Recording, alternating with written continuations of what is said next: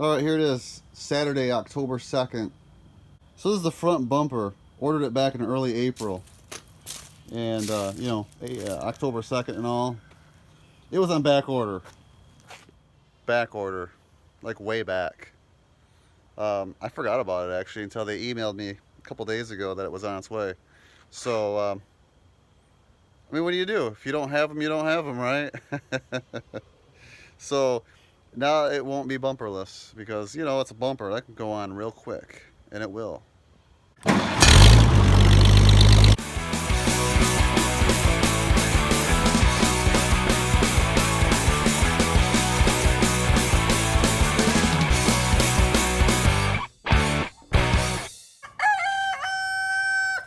Bumper, that can go on real quick, and it will.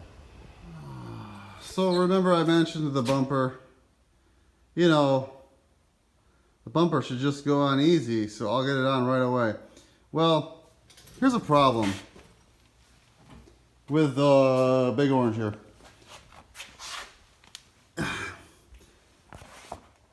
The body, in order to accommodate the ZF6 transmission, it's a big transmission. It's almost a medium duty transmission. I had to raise the body an inch. Well, the bumper mounts to the frame, and the grill and everything mounts to the body. Well, you see this gap here. Well, there is none. There is supposed to be a gap there. Well, for obvious reasons, raise the body and the frame stays in the same position. It doesn't really fit. And I knew this, but I'd forgotten that. And when I was opening the box to look at my new bumper, I forgot about that and just thought, well, I'll just put it on. So I'm not sure what I'm going to do about this. One solution would be to notch the bottom of the bumper. See, I can't raise, the bolt holes are no big deal. And I can put a spacer under here to solve that. The problem is underneath here, this lip on the bottom of the bumper is bumping into the frame and it won't go any higher. And so I can maybe notch the bumper a little bit just on the bottom, or I could notch the frame, which I don't think is a big deal because it's the end of the frame. It's not really doing anything other than holding the bumper. I'm not sure which direction I'm going to go. Also, I forgot to order bumper bolts, so those are just in the hole holding it on. But you get the gist of it. It's a bumper, and that needs to be modified like everything else. But it's not the bumper's fault. It's just when you modify vehicles, you run into these problems.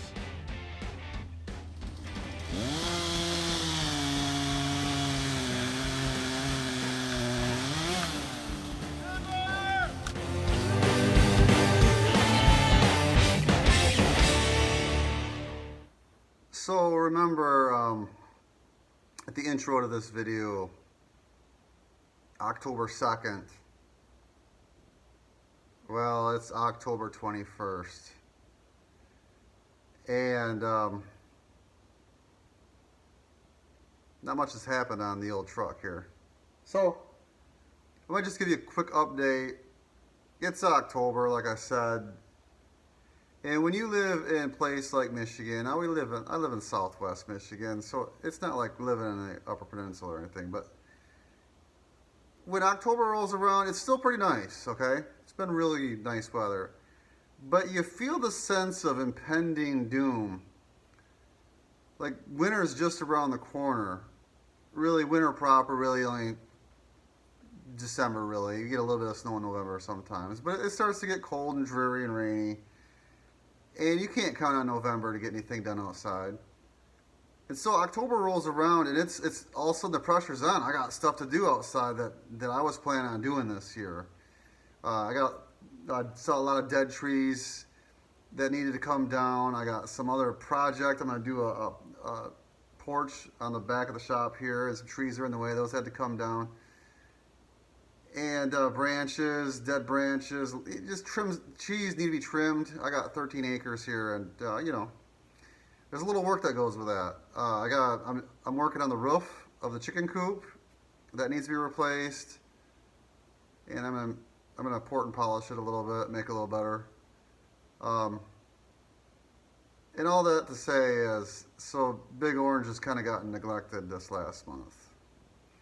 But my injection pump is finally done. I have to pick it up next week. So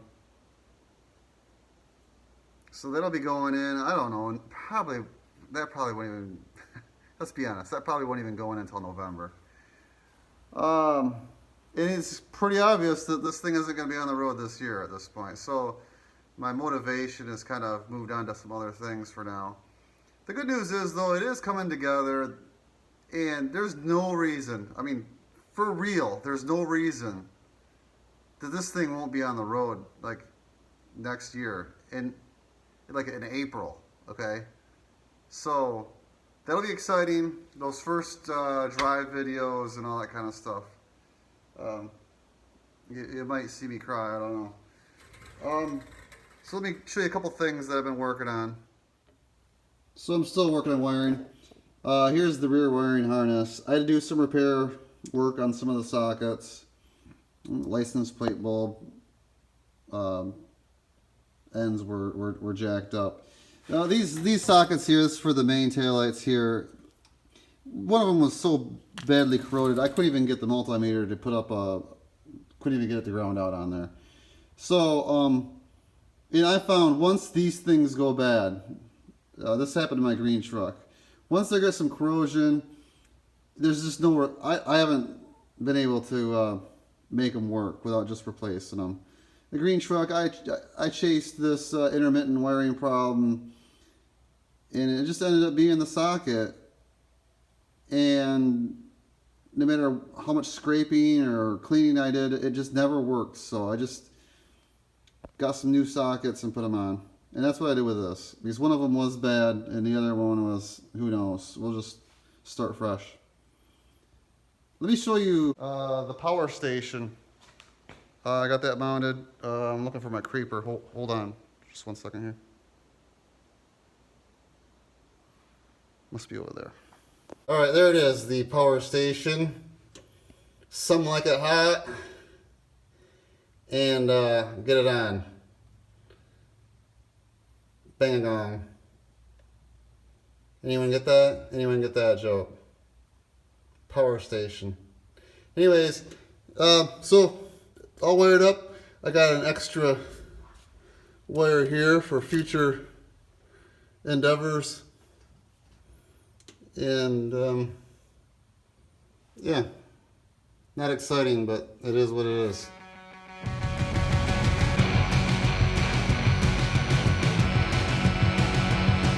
What do you see wrong with the wagon? Do you see anything wrong with the wagon? Anything wrong with the wagon?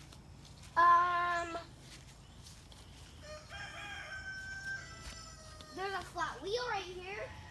Well, that's not flat. See? Look close enough and it's flat.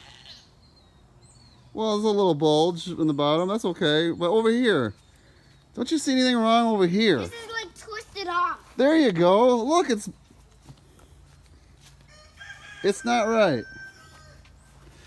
It sure ain't right. Just doing my fall chores in the autumn here. Cutting branches and stuff. It just blew out, I think, on the bottom. Down there on the bottom. So I think there was too much things. I think I got too much wood. Too much ash tree logs. And then it flopped down because it was too heavy. You know, the only kind of ash trees in Michigan are dead ash trees, apparently. I had a lot of them on my property, and all because of some little bug doing fancy things underneath the bark and killing these things. So they went through here a couple years ago and just destroyed. It's been more than a couple years. It almost looks like writing. Look at that. Those are just from bugs. So we had a lot of ash trees in this yard, and I'm trying to go through and knock them down before they fall on someone or something. These ones were by the road. You could like smush the car if the tree fell on the car. Yeah, exactly. That's not good, right? Not good. Not good at all. And they would get, and the person inside probably would die. That would be really bad. It don't get no worse than that for that person. So, all right, I gotta take this stuff off here, and Good thing that's not gonna be us. we're gonna bring the wagon up by the shop, and we're gonna see what assess the damage. All right, here we go.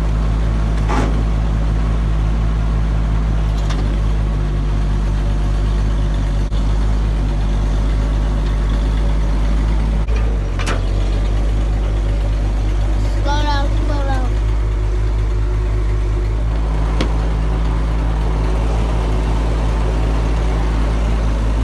All right.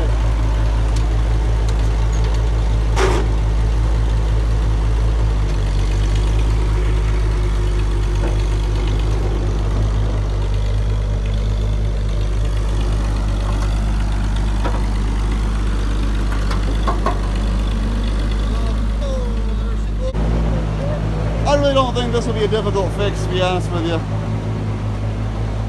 So I'm here with Officer Silas. How you doing, sir? Good. Good. All right. So we're just looking at what's wrong with this wagon here, and I think you can see what's wrong with it here. So I'm gonna cut and weld and reinforce. Should be good to go, right? Yeah. Yes, sir. All right, there's the repair. It's a little boogery, okay?